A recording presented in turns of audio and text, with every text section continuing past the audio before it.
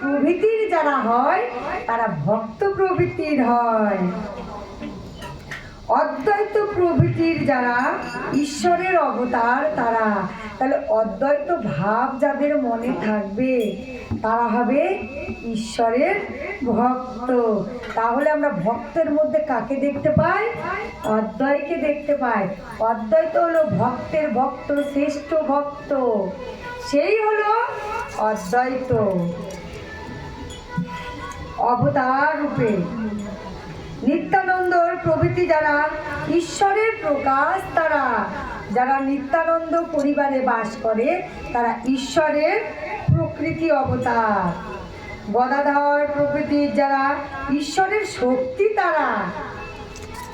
এবং বন্দনা করি শ্রী চৈতন্য দেবকে, যিনি স্বয়ং ঈশ্বর।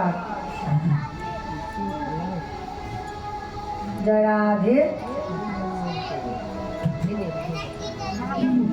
বন্দে শ্রী কৃষ্ণ চৈতন্য নিত্যানন্দ সদত্ত গৌরদয়ে পুষ্পবন্ধ চিত্র বন্ধ।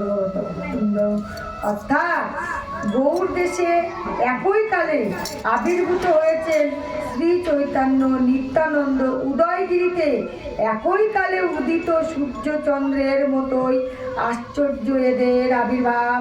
সূর্যচন্দ্রই মতো এরা কল্যাণকে এনেছেন, অন্ধকারকে নাশ করেছেন। মানে আমাদের যে কলিযুগের অন্ধকার, সেই অন্ধকারকে নাশ করার জন্যে আমার পঞ্চতত্ত্ব মানে শ্রী চৈতন্য মহাপ্রভুর আবির্ভাব হয়েছে।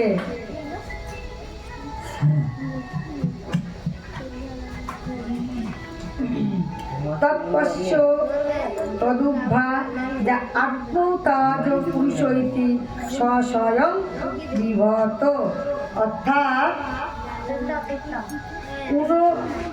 উপনিষদ যিনি অদ্বৈত ব্রহ্ম তিনি এরই অন্ধক্রান্তি।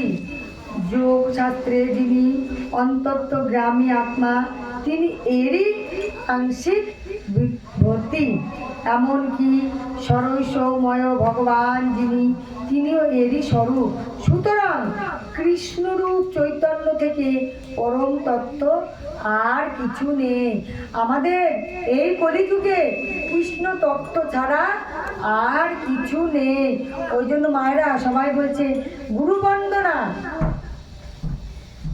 ভক্ত বন্দনা মানে বৈষ্ণব বন্দনা, তারপরে কিন্তু পঞ্চতত্ত্ব বন্দনা করতেই হয়। কারণ পঞ্চতত্ত্ব বন্দনা যদি আমি না করি তাহলে আমার কলিকে অপমান করা হয়।